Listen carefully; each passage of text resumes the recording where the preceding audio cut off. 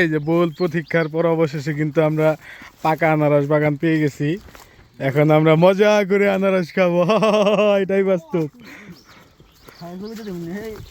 এই যে দেখুন আনারসের চারা, এই যে পাকা আনারস। কত সুন্দর যে দেখা যাচ্ছে, যা বলার মতো না। যাও ভিতরে যাও।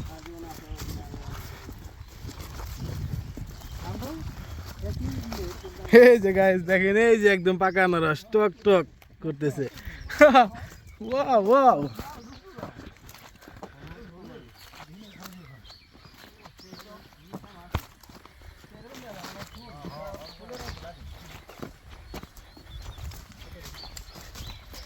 ওয়াও দারুন দারুন, এত সুন্দর মুহূর্ত। আল্লাহ,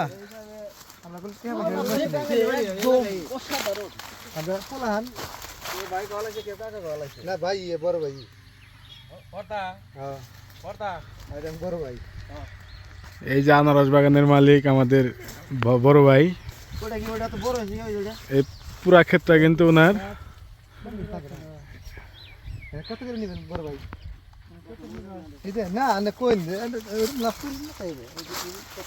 এই যে পাকা আনারস দেখে যে এত ভালো লাগতেছে, যা বলার মতো না।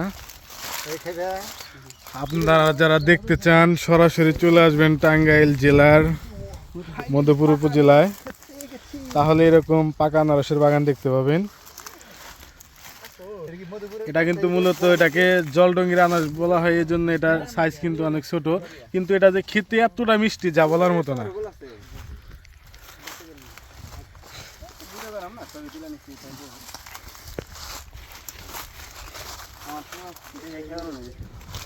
জয় বাংলা। এই যে বড় ভাই কিন্তু অলরেডি আনারস কাটা শুরু করে দিছে।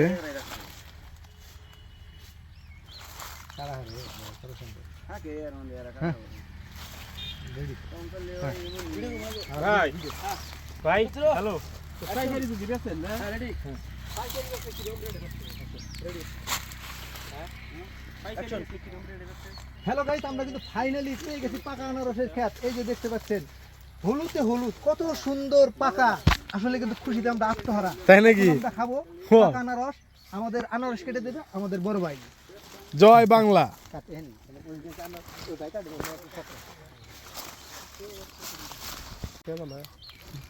কত করে বেচা যাবেন না গ্রামে?